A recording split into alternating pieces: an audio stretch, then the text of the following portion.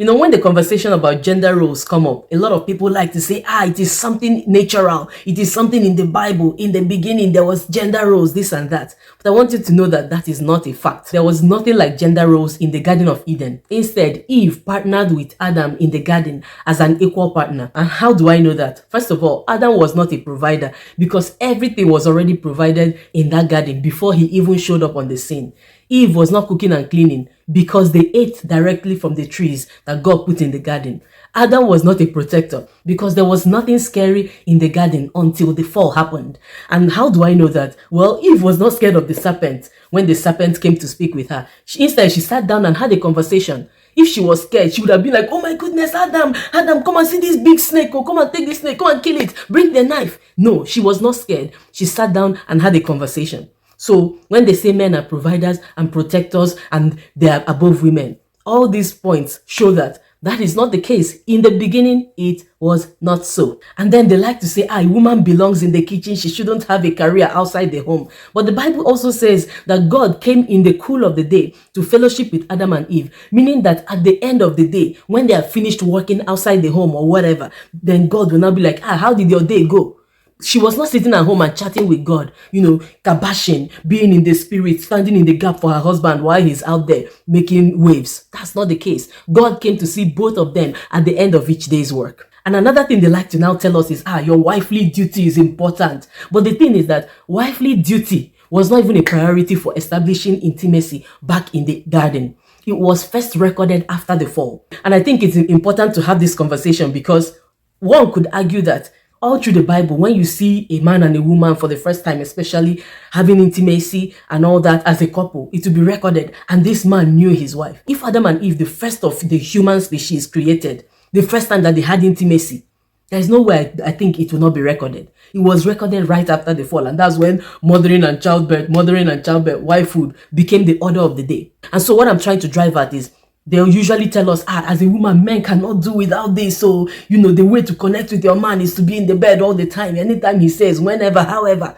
all those things are not correct according to the Bible, right? And now, based on these observations that I have just made, I believe that the reason why there's an instruction in the New Testament that says that men should provide for their family or else they'll be labeled as worse than an infidel is to hold men accountable for the patriarchal system that they ended up creating. Right? We know that right after the fall, men took over and said, it's survival of the fittest. And so, in my understanding, what this means is if you've made women dependent on you through the institution of patriarchy, which limits her capacity to go out there to be independent and autonomous beings, then you need to show up for them. You want to work hard. You want to be a provider, go ahead. Don't expect her to be an understanding girlfriend, understanding wife, when you cannot do that assignment you gave to yourself to become a provider. So, as a woman, what are some lessons that you and I can learn from this conversation?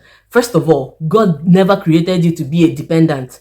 Man is not your provider or protector. God is our provider and protector, whether you're a man or a woman. And how he provides is that he gives you power to get wealth, or he blesses the work of your hands. And how he protects every one of us is by putting innate self-preservation skills in us, so that when we see problem coming, we can run away. Just like he gave different animals, the chameleon changes color so that a predator cannot see them. A hedgehog will shoot the quills at you if you try to hurt it. A skunk will fart at you if you come for him, right?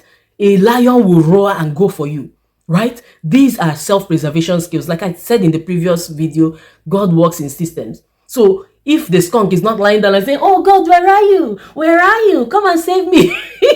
And if the hedgehog is not praying and kabashing for God to come down from heaven and save him, or for the male hedgehog to come and save them, why is it that we as women have allowed ourselves to be taught that we're supposed to be dependent? You think about it. Even the Bible itself says that you are cursed if you put your trust in a fellow human, because people will disappoint you. Another thing I want you to understand is that cooking, cleaning, marriage, and dependency are not fixed womanly biological functions. You have a lot to offer. Pursuing your purpose is what will make you more fulfilled as a person. And marriage is only worthwhile if it adds value to you and makes it easier for you to fulfill your purpose on a daily basis. So if you get married and it is more difficult for you to do the things that really matter to you, the things that make you feel fulfilled, then that marriage is not worth it. because one is supposed to chase 1,000, two is supposed to chase 2,000. But if you partner with one person and they are chasing their 10,000 or whatever, and you are there, you cannot even, touch base with your purpose, then that marriage is not worth it.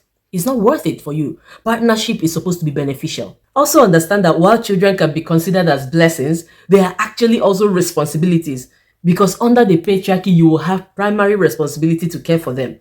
So they can bring you joy, but they also take a whole lot of sacrifice for you to nurture them in the right way. So you need to consider these realities before you sign up for 1, 2, 3, 4, 5. Don't let societal pressure define what happiness should mean for you. There's more to life than marriage and childbirth or motherhood. So if you feel like, this marriage thing is not for me, oh, I'm so ambitious, I have these dreams, I have these goals, go for it. Don't let anybody make you feel like by chasing the things that really matter to you, you're being selfish, you're not aligning with divine purpose. The first thing that should count to each and every one of us, regardless of our gender, is purpose. We need to leave a legacy. We need to make meaningful contribution that shows that our stay here on earth was worthwhile. So thank you for your time, and let me know what you think in the comment section, and I'll see you in my next video.